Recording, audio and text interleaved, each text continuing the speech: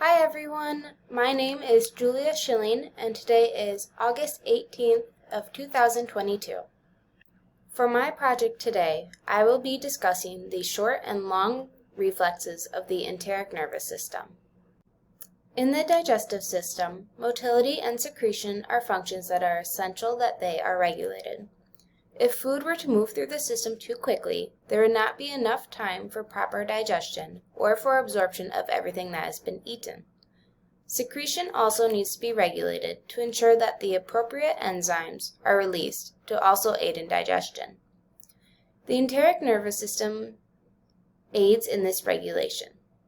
The enteric nervous system is located in the wall of the stomach and it acts as a little brain. It is also important to recognize that this system begins and ends in the gastrointestinal tract. As mentioned previously, the enteric nervous system controls motility and secretion, as well as growth.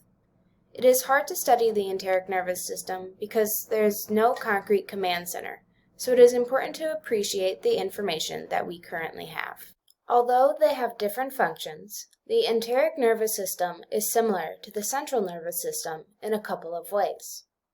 The first similarity is intrinsic neurons. The neurons of the two nerve plexuses of the digestive tract are those that lie completely within the gut wall. This is similar to the central nervous system because the interneurons of this system are contained completely within it. Next, we can see similarities between the neurotransmitters and neuromodulators. The enteric nervous system releases over 30 neurotransmitters and neuromodulators that are identical to ones found in the central nervous system. Some of the best-known neurotransmitters and neuromodulators are serotonin, vasoactive intestinal peptide, and nitric oxide. Another example of a similarity is the glial support cells of the enteric nervous system. These cells are extremely similar to the astroglia found in the brain. Moving on, the diffusion barrier is another similarity between these two systems. In the central nervous system, there is the blood-brain barrier, which is essential to protecting the brain. This barrier is similar to one in the enteric nervous system. In the enteric nervous system, there are capillaries that surround the ganglia in this system, and these are not very permeable. This ultimately creates a diffusion barrier. The last similarity that can be seen is between the integrating centers. As mentioned before, the reflexes that originate in the gastrointestinal tract can be integrated and acted on without leaving the system. This is much like the central nervous system having its integrating center as the brain and the spinal cord. The first reflex we will take a closer look at is the short reflex of the enteric nervous system. These are reflexes that originate in the enteric nervous system and are integrated within that system without input from the outside. The submucosal plexus, which can be seen in the image on the right, is where the sensory neurons are located and receive signals from the lumen of the stomach. This plexus controls secretion by the gastrointestinal epithelial cells. Once receiving the sensory information, the enteric nervous system integrates this information.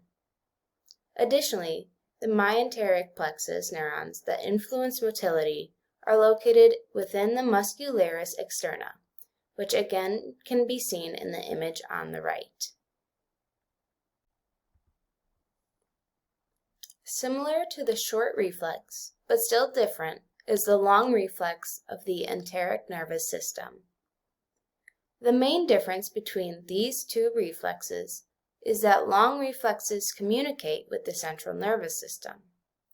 This type of reflex can originate either within the gastrointestinal tract or they can originate outside of the digestive tract. Regardless of where it originates, digestive reflexes integrated in the central nervous system are called long reflexes. Going back to the long reflexes that originate from outside the digestive system, these reflexes are called cephalic reflexes because they originate within the brain. Cephalic reflexes are both feed-forward and emotional reflexes. Feed-forward reflexes begin with sensory input such as seeing, smelling, hearing, or thinking about food. This sensory input then causes the digestive system to prepare for the ingestion of food. In long reflexes, the smooth muscle and glands of the gastrointestinal tract are under autonomic control. Generally, it is said that the parasympathetic nervous system is excitatory and encourages the functions of the digestive system. This is why it is often referred to as rest and digest. On the other hand, the sympathetic nervous system would inhibit gastrointestinal function if it became excitatory. This chart provides a great visualization comparing the short and long reflexes of the enteric nervous system. You can see that in the yellow ovals, these are the stimuli. One begins with the digestive system, which is on the left, and the other occurs outside of the system, like in the central nervous system, which is seen up above. If you follow the red arrows, you can see the pathway of a short reflex, and how the sensory neurons and interneurons all remain within the enteric nervous system. The enteric nervous system is outlined in this brown box. If you follow the gray arrows, you can see the pathway of a long reflex, and how these can be sensed in either system, meaning the enteric nervous system, or it can be from outside. Either way, both are integrated outside of the enteric nervous system and within the central nervous system.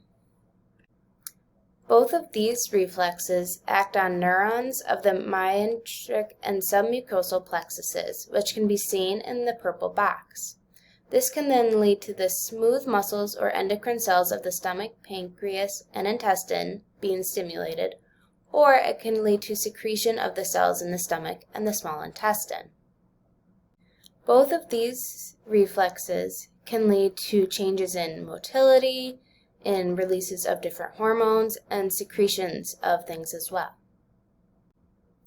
Some additional similarities to the central nervous system that I felt were mentioning are referring back to those emotional reflexes that were briefly mentioned earlier. With certain emotions, a response is generated. These include traveler's constipation, the feeling of butterflies in the stomach when individuals get nervous, or psychologically induced vomiting and diarrhea. That is the end of my presentation on short and long reflexes in the enteric nervous system. Here is the reference for the textbook that I used to find all of my information. Thank you for listening.